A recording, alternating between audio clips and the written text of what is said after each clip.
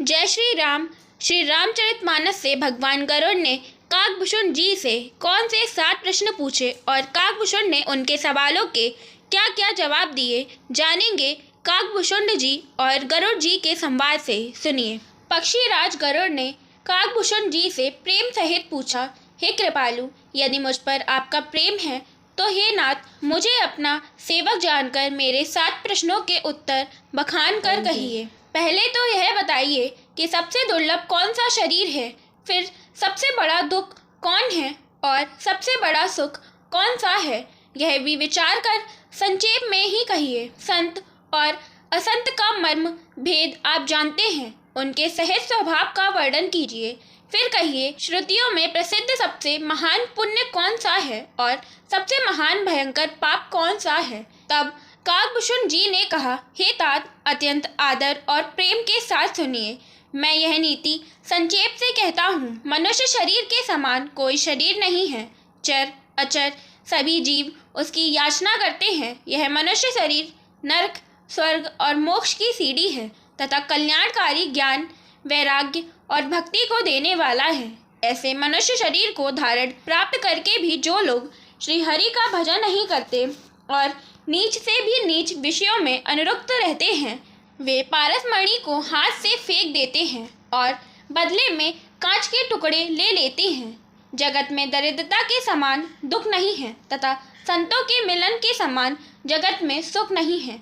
और हे पक्षीराज, मन, वचन और शरीर से परोपकार करना यह संतों का सहज स्वभाव है। संत दूसरों की भलाई के लिए दुख सहते हैं और अभागे असंत दूसरों को दुख पहुंचाने के लिए कृपालु संत भोज के वृक्ष के समान दूसरों के हित के लिए भारी विपत्ति सहते हैं, अपनी खाल तक उधड़वा देते हैं। किंतु दुष्ट लोग सन की भांति दूसरों को भी बांधते हैं और उन्हें बांधने के लिए अपनी खाल खिंचवाकर विपत्ति सहकर मर जाते हैं। हे सर्पों के शत्रु गरुड़ जी, सुनिए। दुष्ट बिना किसी स्वार्थ के सांप और चूहे के समान अकारण ही दूसरों का अपकार करते हैं। वे पराई संपत्ति का नाश करके स्वयं नष्ट हो जाते हैं, जैसे खेती का नाश करके ओले नष्ट हो जाते हैं। दुष्ट का उन्नति प्रसिद्ध अधम ग्रह केतु के उदय की भांति जगत के दुख के लिए ही होता है और संतों का उदय सदा ही सुख कर होता है। जैसे चंद्रमा और सूर्य का उदय विश्व भर के लिए सुखदायक है। वेदों में अहिंसा को परम धर्म माना है और परनिंदा के समान भारी पाप नहीं है। शंकर जी और गुरु की निंदा करने वाला मनुष्य अगले जन्म में मेढक होता है और वह 1000 जन्म तक वही मेढक का शरीर पाता है। ब्राह्मणों की निंदा करने वाला व्यक्ति बहुत से नरक भोगकर फिर जगत में कौए का शरीर धारण करके जन्म लेता है।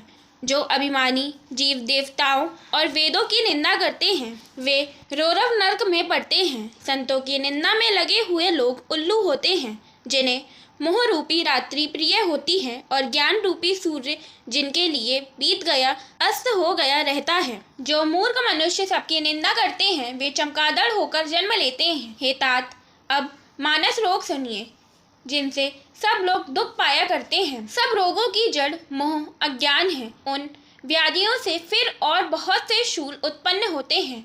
काम वात है, लोभ अपार बढ़ा हुआ कफ है और क्रोध पित्त है, जो सदा छाती जलाता रहता है। यदि कहीं ये तीनों भाई वात, पित्त और कफ प्रीति कर लें, मिल जाएं, तो दुखदायक सन्निपात रोग उत्पन्न होता है। कठिनता से प्राप्त पूर्ण होने वाले जो विषयों के मनोरथ हैं, वे ही सब शूल कष्टदायक रोग हैं। उनके नाम कौन जानता है, अर्थात वे अपार हैं। ममता दाद है, ईर्ष्या डह खुजली है, हर्ष विषाद गले के रोगों की अधिकता है।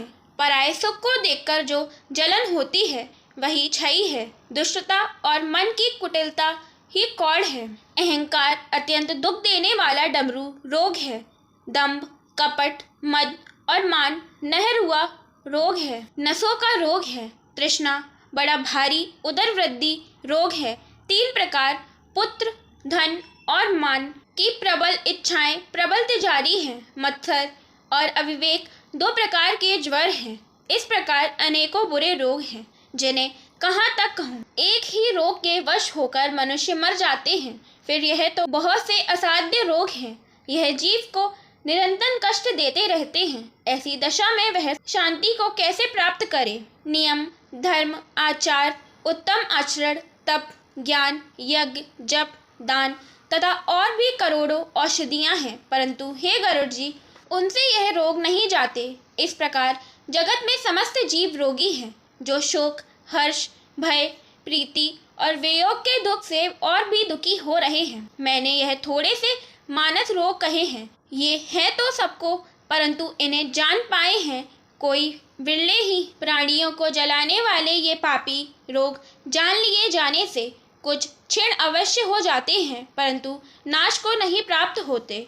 विषय रूप कुपथ्य पाकर यह मुनियों के हृदय में भी अंकुरित हो उठते हैं, तब बेचारे साधारण मनुष्य तो क्या चीज हैं। यदि श्री राम जी की कृपा से इस प्रकार का संयोग बन जाए तो यह सब रोग नष्ट हो जाते हैं। सद्गुरु रूपी वेद के वचन में विश्वास हो, विषयों की आशा ना करे, यही संयम परहेज हो। श्री रघुनाथ जी की भक्ति संजीवनी जड़ी है। श्रद्धा से पूर्ण बुद्धि ही अनुपान दवा के साथ लिया जाने वाला मधु आदि है। इस प्रकार का संयोग हो तो वे रोग भले ही नष्ट हो जाए, नहीं तो करोड़ों प्रयत्नों से भी नहीं होते। श्री काकभूषण जी ने इस प्रकार गरुड़ जी के 7 सवालों के जवाब दिए। जो मनुष्य इन वचनों को प्रेम से सुनते हैं और अपने जीवन में धारण करते हैं, तो वह मोह रूपी गड्ढे में नहीं गिरते हैं और श्री राम की कृपा प्राप्त कर लेते हैं। जय श्री राम, जय श्री हरि। अगर आप सभी को वीडियो पसंद आया हो